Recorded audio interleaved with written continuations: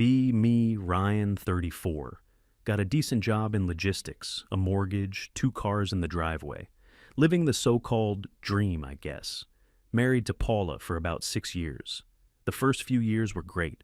The kind of stuff you think marriage is supposed to be. We were a team. Laughed at the same stupid things, stayed up late talking, the whole 9 yards. It felt easy, natural. Then, somewhere around year 4, things started to shift. It wasn't a big dramatic event, more like a slow, quiet change in the air. Paula got really into a new circle of friends, mostly online. Her laptop became a permanent fixture on her lap. She'd be in these group chats and forums for hours. I'd come home from work, and the energy in the house would just be different. She started using a new vocabulary, words like problematic, toxic masculinity, and emotional labor started popping up in regular conversation. At first, I tried to be supportive, figured it was just a new hobby, a phase. I'd ask what she was reading, and she'd give me these vague answers about unpacking societal conditioning. I'd try to hug her when she was on her laptop, and she'd flinch, saying I was invading her space. She told me my desire for physical affection was a product of the patriarchy expecting constant access to a woman's body. I was just trying to hug my wife. It felt like I was walking on eggshells in my own home. Every little thing I did was suddenly a symptom of some larger male failing. If I left my socks on the floor, it wasn't just messy, it was an example of weaponized incompetence. If I was tired after a 10-hour shift and didn't feel like talking, I was stonewalling her. Our old inside jokes became microaggressions. The comfortable silence we used to share was now proof of a communication breakdown. I started to feel like less of a husband and more of a case study she was discussing with her online friends. The physical side of our relationship took the biggest hit. It went from being something spontaneous and loving to something that felt scheduled. It only ever happened when she initiated, which became less and less frequent. My own attempts were always met with a sigh and an excuse. She was too tired, had a headache, or just wasn't in the right headspace. She explained that a woman's desire is a complex thing, and my linear male approach was a turnoff. I started to feel a constant low-grade sense of rejection. It grinds you down after a while. You start to second-guess yourself. Am I doing something wrong? Am I not attractive to her anymore? I tried talking to her about it a few times. I told her I missed her, that I missed us. The conversation always got twisted around. It somehow became about my needs being unreasonable. I was putting unfair pressure on her. I wasn't doing enough around the house to foster an environment of attraction. She once read me a passage from an article that said, "Men often mistake a woman's desire for intimacy with an obligation. I just wanted my wife to want me." Then came the evening that changed everything. It was a normal weekday, nothing special about it. I got home, we had dinner, the usual quiet, tense meal. Afterwards, she asked me to sit down on the couch. She turned off the TV. That's when I knew it was serious. She had this look on her face, like a manager about to announce a new corporate policy. She told me she'd been doing a lot of thinking and reading about relationship dynamics. She said that for our marriage to be truly equitable, we needed to establish clear boundaries around intimacy. I had no idea what that meant. She pulled out her phone and opened her notes app. She had talking points prepared. She explained that the unspoken expectation for intimacy creates a power imbalance. My male libido, as she called it, put a constant subconscious pressure on her. To deconstruct this, she proposed a new system. From now on, we would be intimate once a week, on a designated day. She suggested Wednesday. That way, she explained, the guesswork would be removed. There would be no pressure, no rejection. It would be a scheduled event, like taking out the trash or going to the gym. She looked at me, genuinely proud of this idea, like she'd just solved world hunger. I just stared at her. I couldn't believe what I was hearing. I asked her if she was serious. She got defensive immediately. She said my shocked reaction was proof of how ingrained my patriarchal expectations were. I tried to explain how this felt to me. I told her it sounded cold, clinical, like a business transaction. I said I didn't want to be a checkbox on her weekly to-do list. I wanted a wife who desired me, not someone who would pencil me in. The conversation went downhill fast. She accused me of not listening to her needs. She said this was about her feeling safe and in control of her own body. How could I argue with that? Any objection made me sound like a monster. It was a genius trap. If I said no, I was a toxic husband who didn't respect her boundaries. If I said yes, I was agreeing to the most passionless arrangement I could possibly imagine. I was tired of fighting, tired of every conversation becoming a lecture. So, like an idiot, I just gave in. I mumbled something like, "Okay, Paula, if that's what you need." The look of triumph on her face was something I'll never forget. She hadn't heard my pain or my reluctance. She'd only heard that she'd won the argument. That night, we slept on opposite sides of the bed, a huge cold canyon between us. The first Wednesday arrived. It was the most awkward and bizarre day of my life.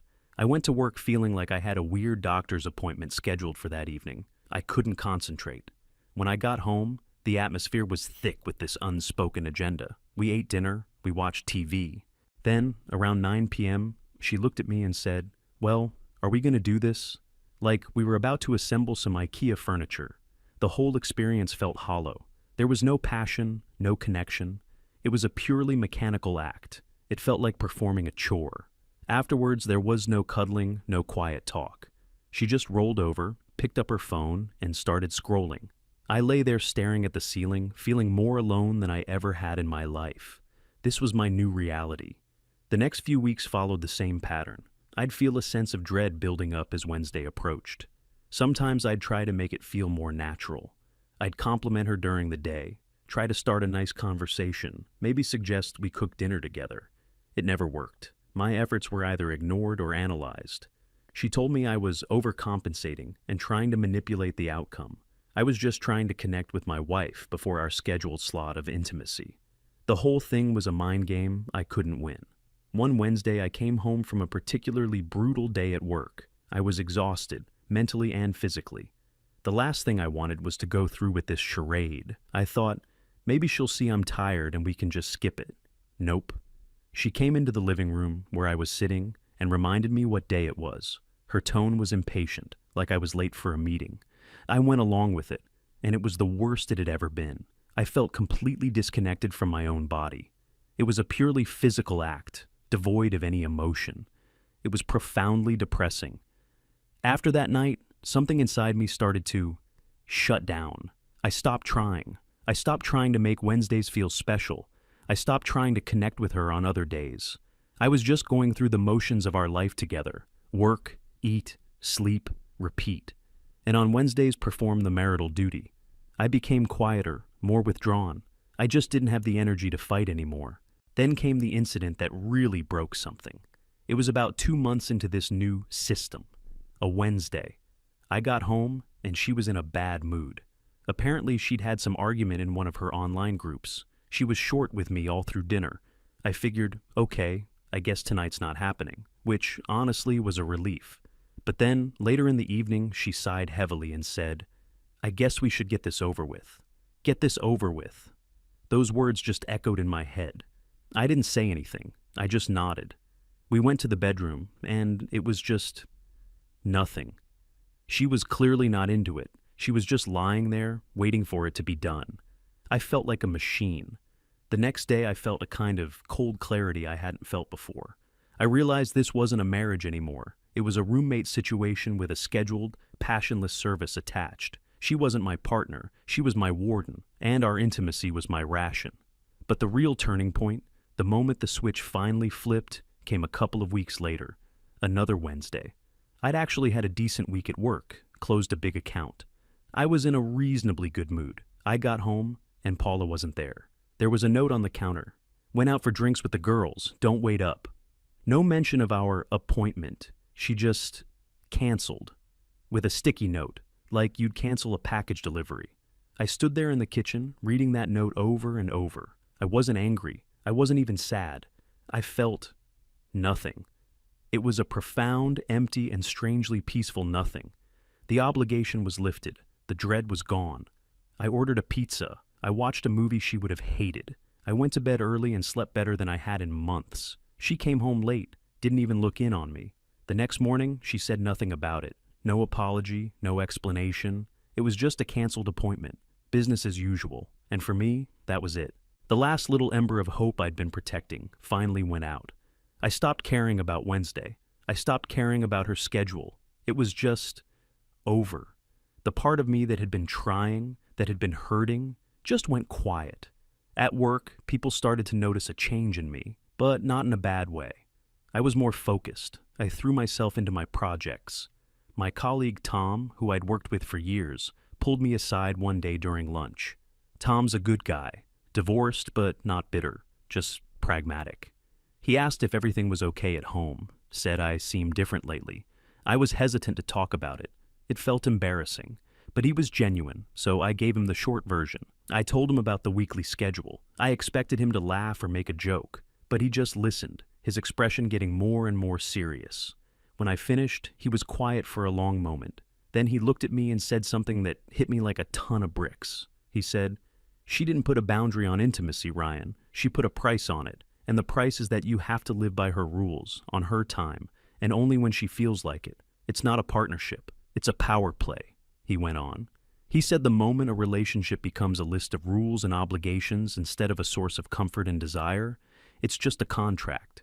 He told me she wasn't treating me like a husband. She was treating me like an inconvenience she had to manage. Hearing someone else say it, someone on the outside, it validated everything I had been feeling. It wasn't me. I wasn't the broken one. The system was broken. The conversation with Tom was like a light turning on in a dark room. I went home that day with a new perspective. I wasn't going to be angry or resentful. That was a waste of energy. I was just going to stop participating in the game. The next Wednesday came around. I didn't do anything special. I didn't avoid her. I was just normal. In the evening, she gave me the look, the signal that it was time for the scheduled event. I just said, "You know what? I'm not really feeling it tonight. I think I'm just going to read for a bit." I said it calmly, without any malice.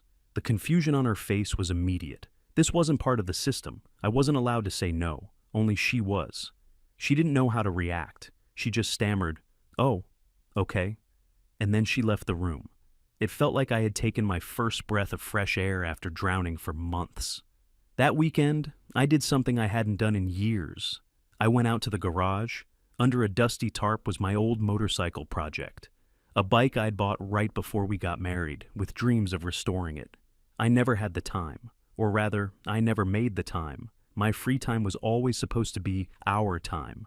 I pulled the tarp off. I spent the entire Saturday in that garage, cleaning parts, making a list of what I needed, putting on some old music.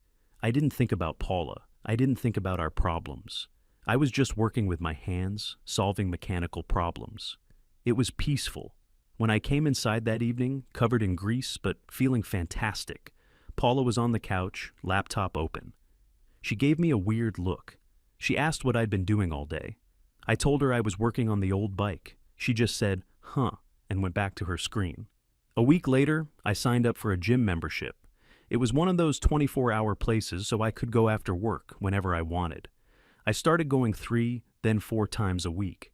I wasn't trying to become a bodybuilder. I just needed an outlet, a place to burn off the frustration and the stress, a place that was mine. The weight room became my sanctuary. Between the garage and the gym, my evenings were suddenly full. I was busy. I was focused. I was starting to feel like my old self again, the guy I was before all this started. I was still a husband. I was still living in the same house. I was polite to Paula. We still ate dinner together sometimes, but the dynamic had fundamentally shifted. I was no longer the one waiting around, seeking approval, hoping for a scrap of affection. I was building my own life, my own happiness, right under her nose. Our home became 2 separate worlds under one roof. Her world was her laptop, her online groups, her theories about society. My world was the smell of motor oil, the clank of weights, and the quiet satisfaction of seeing progress.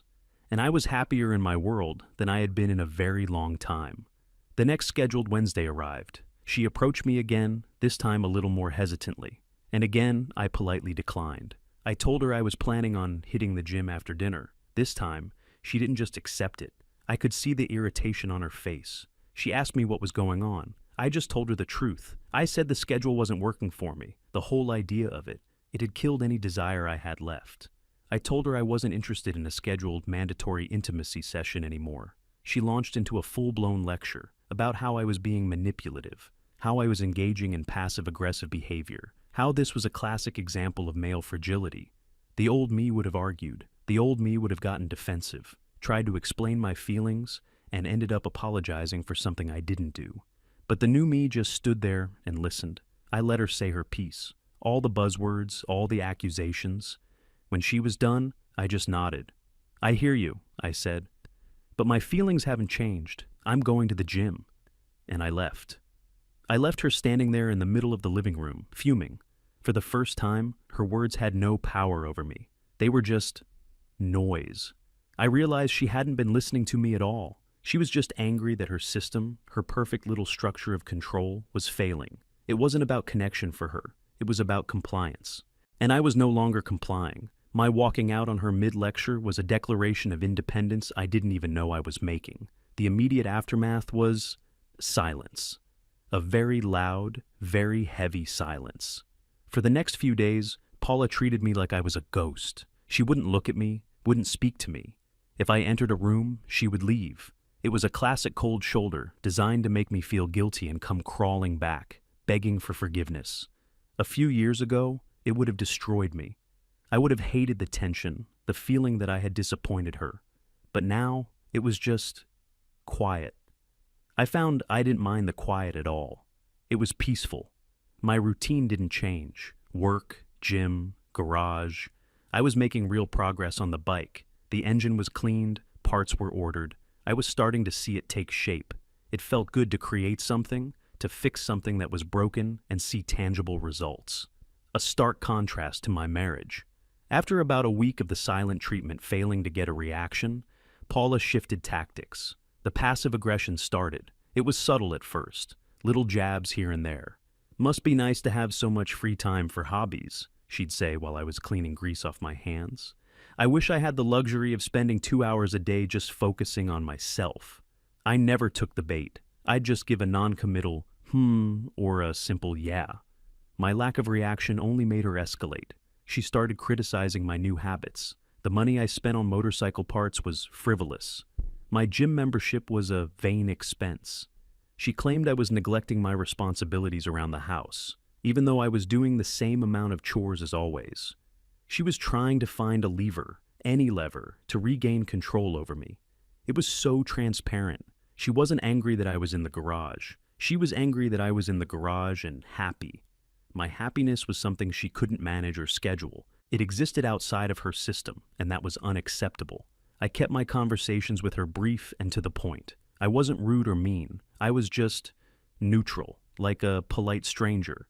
I think that frustrated her more than anything else. She wanted a fight, an emotional reaction. I gave her nothing. Life continued like this for a few weeks. A cold war fought in the hallways of our own home. I was thriving in it. I was getting stronger at the gym. The bike was almost ready for a first test run. I was sleeping better. She, on the other hand, seemed to be getting more and more agitated. The atmosphere in the house was thick with her resentment. I could feel her watching me.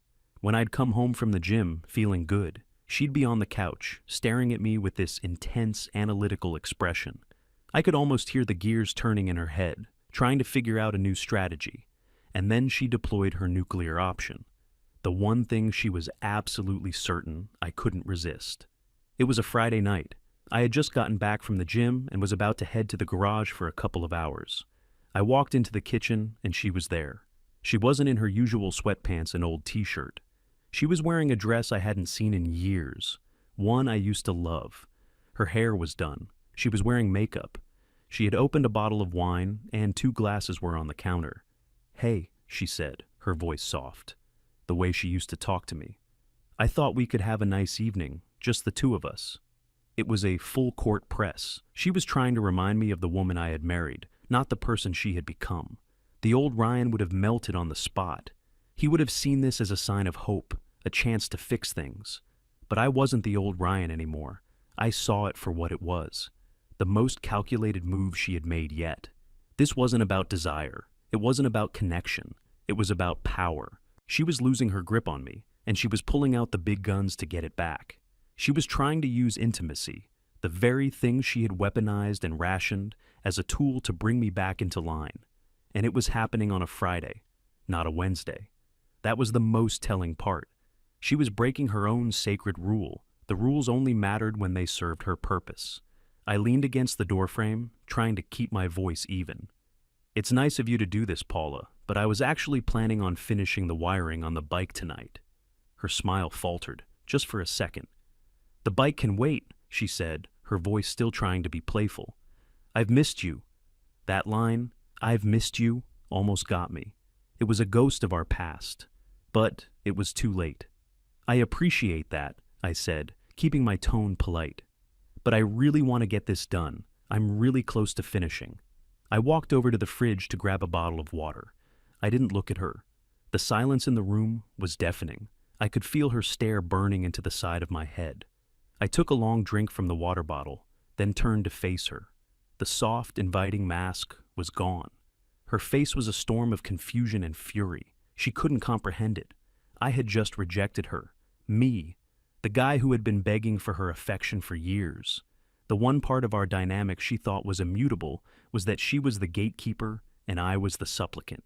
I had just flipped the entire board. "You'd rather work on that stupid motorcycle than spend time with your own wife?" she said, her voice dripping with disbelief. "Tonight, yes," I replied calmly. "I've been looking forward to it all day." I didn't say it to be cruel. It was just the honest truth. The thought of spending a quiet, productive evening in the garage genuinely brought me more joy than the prospect of a forced, manipulative evening with her. She just stared at me, speechless. I gave her a small nod. "Have a good night." And I walked out of the room, down the hall, and out the door to the garage. The click of that door closing behind me felt like a final, definitive sound. I knew, as I stood in the quiet of my sanctuary, that I had crossed a point of no return. I worked on the bike for hours. I got the wiring done. I felt a sense of peace and accomplishment that had been missing from my life for so long. I didn't feel guilty. I didn't feel sad. I felt free. I finally went back inside late that night. The house was dark and quiet. The wine bottle and 2 glasses were still on the counter, untouched. A monument to her failed maneuver. The next day the dam broke. I was in the kitchen making coffee. She came in, her face pale and her eyes red. She had been up all night, stewing in her own anger and confusion. She didn't say good morning. She just stood across the island from me and said, "We need to talk." "Okay," I said, sipping my coffee. "I'm listening." And then it all came out. It started as a flood and quickly became a tsunami of accusations. She asked me what kind of game I was playing. She accused me of punishing her for the Wednesday rule. She said I was being cruel and manipulative, withholding affection just to hurt her. She claimed I was being passive-aggressive, that if I had a problem, I should have been a man and said it to her face months ago. The hypocrisy was breathtaking. She paced back and forth, her voice getting louder and more frantic with every sentence. She said she had tried so hard to make our relationship fair and modern, to create healthy boundaries. And this is how I repaid her? By acting like a child and giving her the silent treatment? She said my behavior was a textbook example of toxic masculinity, that I couldn't handle a woman having agency over her own body. She even started to cry, not real tears of sadness. They were tears of frustration, the tears of a tyrant who has lost control of her subject. She was throwing everything at the wall, hoping something would stick, hoping to provoke a reaction, to make me feel guilty, to make me break. I let her go on. I stood there, leaning against the counter, drinking my coffee, and I just listened. I listened to all the buzzwords, all the talking points, all the blame being hurled at me, and I felt nothing. The words that used to cut me deep, that used to make me question my own sanity, they were just sounds now. They had no power over me anymore. She finally wound down, her energy spent.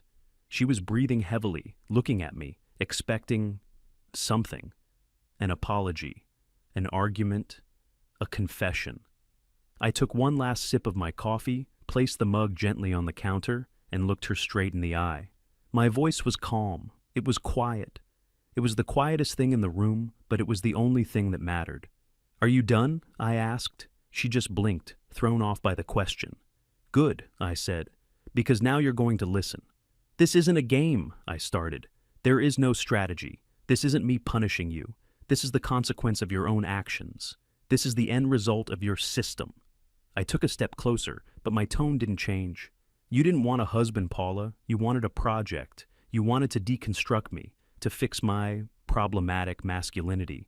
You read articles and talked to your friends online, and you decided that our marriage, our intimacy, was a problem that needed a spreadsheet and a schedule. I saw a flicker of protest in her eyes, but I kept going. You made a rule. Once a week. Wednesday. You thought it was so progressive, so fair. But what you actually did was, you turned the most intimate part of a marriage into a transaction. You made it a chore, like taking out the garbage or paying a bill. You'd cancel on me with a note if you weren't in the mood. You'd lie there looking at the clock. You once told me we should get it over with. Did you really think my desire for you could survive that? Did you think a man's heart is a machine you can just turn on and off once a week? She started to say something, but I held up a hand. I'm not finished. The saddest part is, I tried. I went along with your ridiculous rule because I loved you, and I wanted to make you happy. I endured those hollow scheduled encounters because I hoped it was a phase, that you'd eventually see how crazy it was. But you didn't. You didn't want a partner. You wanted compliance. And when I stopped complying, you got angry. You're not mad that I don't want to be intimate with you. You're mad that I'm no longer following your rules. You lost control, and you can't stand it. I let that hang in the air for a moment. So, no, I'm not punishing you. I'm just done. That part of me that wanted you, that desired you, you systematically dismantled it. You scheduled it, bureaucratized it, and analyzed it until it was dead. You killed it, Paula, not me. And these last couple of months, I gestured around me. Working on my bike, going to the gym, that's not me being passive-aggressive. That's me finding something to fill the enormous void that you created. I'm not trying to hurt you. I'm trying to heal myself.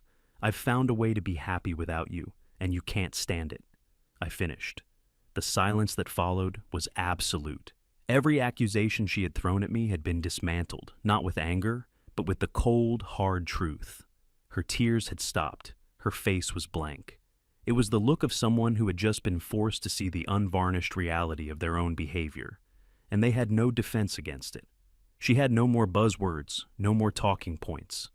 I had just described her actions and their consequences, and there was nothing she could say, because it was true. All of it. I didn't wait for a response. There wasn't one to give. I just turned around, picked up my gym bag, and walked out the door. Things are different now. We still live in the same house, for now at least. But we are not husband and wife. We are roommates. The Cold War is over. There's just a quiet, empty peace. She doesn't try to lecture me anymore. She doesn't try to start fights. Sometimes I catch her looking at me with a strange expression. It's not anger. It looks more like regret. But it's too late for that. I spend most of my free time in the garage. The bike is finished. It runs like a dream.